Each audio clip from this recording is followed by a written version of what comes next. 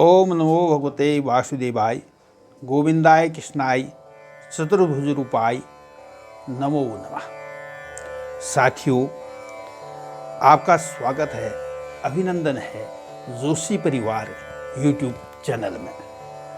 मैं आज गोवर्धन प्रतिपदा के बारे में आपको बतलाऊंगा। गोवर्धन की पूजा किस प्रकार से की जाती है, इस संदर्भ में संक्षिप्त जानकारी यहाँ पर आपको दूंगा। दीपावली यानी दीप महोत्सव में जो 5 दिन का कार्यक्रम होता है, पहले दिन धनतेरस, अगले दिन नरक चतुर्दशी, उसके बाद फिर दीप महोत्सव, फिर आता है गोवर्धन पूजा। यानी चौथे दिन का जो कार्यक्रम है वो गोवर्धन पूजा के नाम से जाना जाता है। तो गोवर्धन पूजा में जो है गोवर्धन पर्वत की और गौ की पूजा की जाती है। गाय बैल इनकी पूजा उसमें की जाती है। इस दिन जो है श्री कृष्ण भगवान के गोपेश के रूप में पूजा की जाती है और गाय और बैलों को सुंदर वस्त्र आभूषणों से सुसज्जित किया जाता है। उनको माला पहनाई जाती है, उनकी पूजा की जाती है और उनकी पूजा करते वक्त जो मंत्र बोला जाता है, इस मंत्र के बारे में मैं आपको बतलाऊंगा।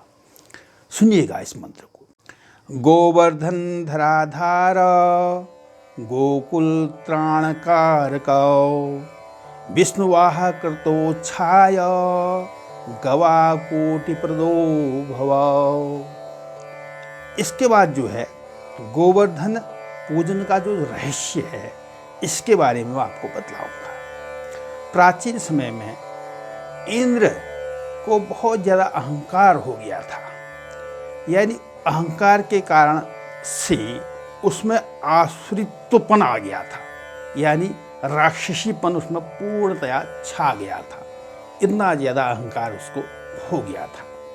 तो भगवान श्री कृष्ण ने दयावश इंद्र पर दया करते हुए इंद्र के उस अहंकार को समाप्त करने के लिए विचार किया। तो उस समय श्री कृष्ण ने नंद बाबा से कहकर इंद्र याग करना बंद करवा दिया।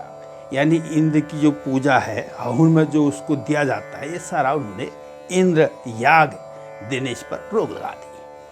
और इस कृत्य से, इंद्र याग समाप्त करने के कृत्य से शंकर भगवान भी बहुत प्रसन्न हुए और इंद्र याग समाप्त करके गोवर्धन की पूजा करने के लिए लोगों को भगवान श्री कृष्ण ने प्रेरित किया था। इससे जो है शिव जो हैं बहुत प्रसन्न हुए। वह भी अपने दल बल के साथ कैलाश से निकल पड़े गोवर्धन पूजा करने के लिए। तो उसमें एक गर्ग संहिता में एक श्लोक आता है, जिस समय शंकर भगवान कैलाश से चलते हैं, तो इसका वर्णन मैं यहाँ पर करता हूँ। धतुरंगा विषपान बिहवलो हिमाद्रिपुत्री सैतो गणावृतः आरुह्य नन्दीश्वरमादिवाहनं समायौ श्रीगिरिराजमण्डलम्। इस प्रकार से शंकर भगवान जो हैं वहाँ आए और उस समय श्री कृष्ण भगवान ने अपना बहुत विशाल रूप बना करके अपने आप को स्वयं गोवर्धन घोषित किया था। और जब सभी देवताओं ने, मनुष्यों ने यह देखा तो वे बड़े प्रसन्न हुए।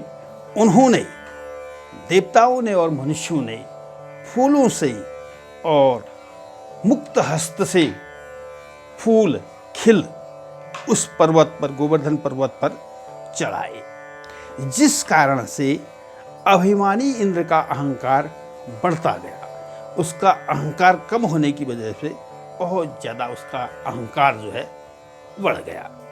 वह जो है ऐरावत में चढ़कर मर्द गरुओं के साथ प्रलय काली जो मेघ थे, प्रलय काल बरसाने वाले ऐसे मेघों को लेकर के वह वहाँ उपस्थित हो गया। तो ऐसे समय पर श्री कृष्ण भगवान के सुदर्शन चक्र और शेष नाग ने जो है उस प्रलयकारी जो भयंकर बारिश थी उस पर रोक लगा दी और श्री कृष्ण भगवान ने अपने दाहिने हाथ की इस कनिष्ठिका यानी छोटी अंगुली पर पूरे गोवर्धन पर्वत को धारण करके उसके नीचे से सारे लोगों को उन्होंने बचा लिया, यानी एक बूंद भी पानी उस पर्वत के नीचे नहीं आई।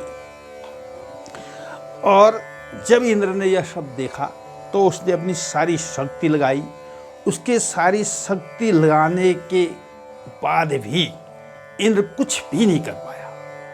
तो ऐसा होने से क्या हुआ, इंद्र का अहंकार समाप्त हो गया। श्री कृष्ण भगवान जो चाहते थे वह काम हो गया, इंद्र का अहंकार समाप्त हो गया और इंद्र जो हैं श्री कृष्ण भगवान के चरणों में नतमस्तक हो गए। कृष्ण भगवान के चरणों में नतमस्तक होकर के उन्होंने कृष्ण भगवान से माफ़ी मांगी, क्षमा याचना की और कृष्ण भगवान भक्तवत्सल है, कृपा निधान है, उन्होंने उनको माफ़ कर दिया। तो साथियों, मैंने संक्षिप्त रूप पर गोवर्धन पूजा के बारे में आपको बतलाया। इसी के साथ मैं अपने इस वाणी को विराम देता हूँ। ओम नमो भगवते वासुदेवाय।